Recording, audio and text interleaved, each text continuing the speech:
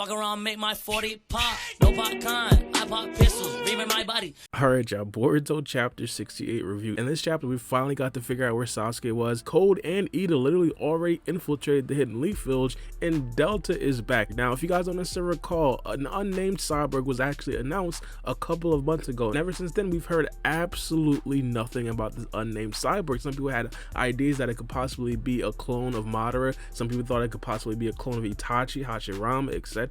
But it turns out that no, it was just Delta. Now, obviously, a lot of people would have probably rather a character like Amado or Itachi be returning to the series.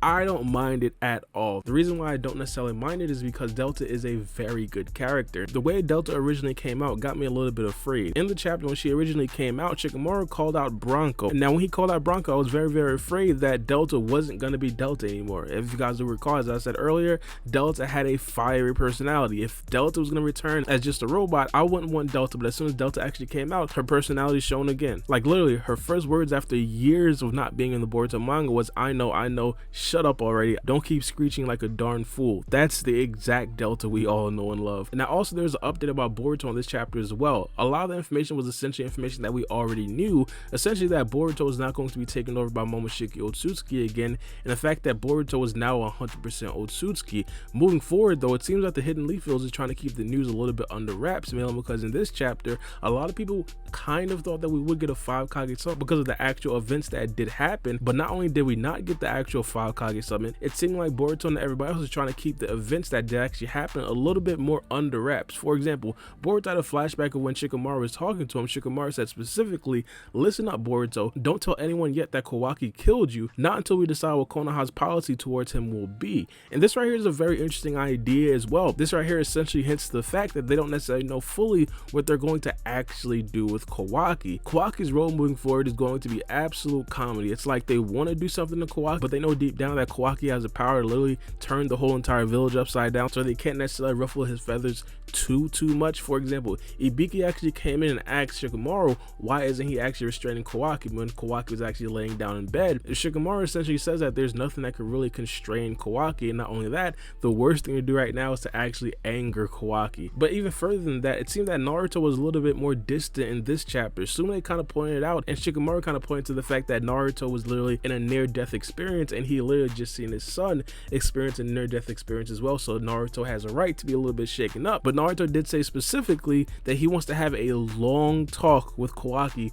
when he wakes up. So specifically what they're going to do with Kawaki, if there actually will be any sort of punishments, it's still yet to be seen, but it's looking like there's going to be some sort of ramifications, because it seems that Shikamaru's not happy, Naruto's not happy, Ibiki's not happy, and of course still they're not actually deciding if they're really going to tell everybody what truly went down during the actual mission. I don't even know if I could call it an actual mission. Another thing that I have to talk about, Amado in this chapter, he was in deep water. The reason why he was in deep water is because he actually gave Kawaki a karma seal. Now if you guys do recall, and let's be honest, no one really likes the karma seals. It reminds us all of Ishiki Otsutsuki. So when Kawaki popped up out of nowhere with the karma seal, everybody that was there was thinking, how in the world did Kawaki unlock a karma seal? And of course the most logical answer is going to be, hey, Amado gave Kawaki the karma seal, and that's exactly what happened. Amado in this chapter absolutely confirmed the idea, but he also had a good point to kind of back up the reason why he gave Kawaki the karma seal. Amado essentially said it like this: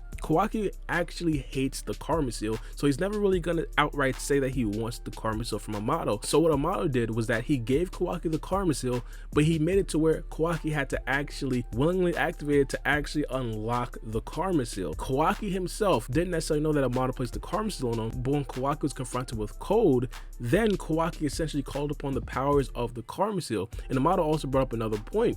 He essentially asked Shikamaru, had Kawaki not had the karma seal in that exact same situation, everybody there would have most likely died. So technically, indirectly, Amado actually saved Shikamaru, Naruto, Boruto, and even Kawaki's life. And this right here was all happening when Shikamaru was questioning Amado. Now here is where Shikamaru absolutely clears his name.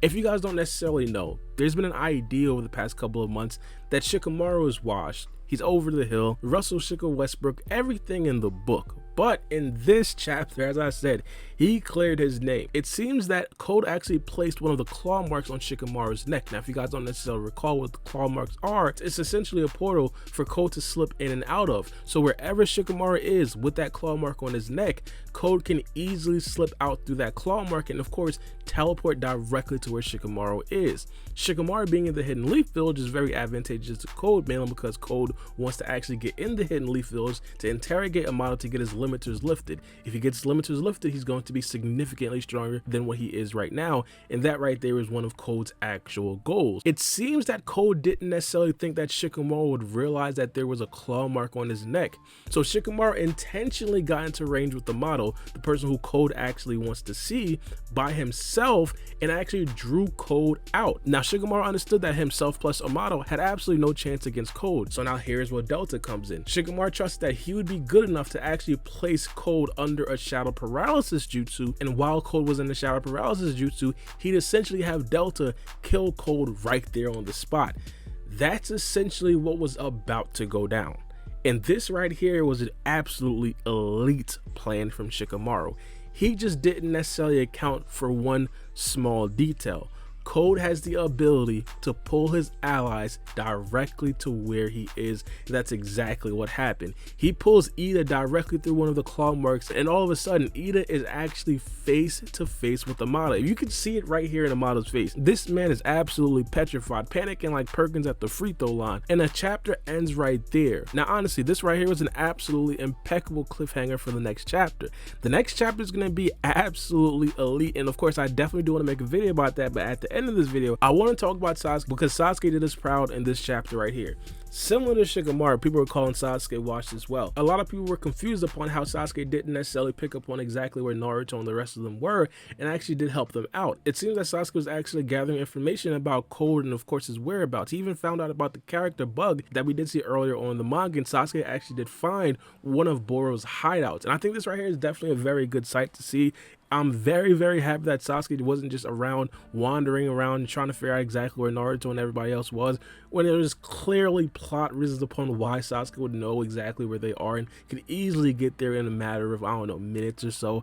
I don't know, but I'm just glad that Sasuke was doing something. But let me know what you guys think about this chapter in the comment section below. Personally, I definitely enjoyed it. I think a lot of you guys are probably going to enjoy it as well. I'm pretty sure if you guys didn't necessarily read it already, but if you guys did read it, I'm pretty sure you guys did actually enjoy it. But it's been your boy Bar B, and we out. It's a knife.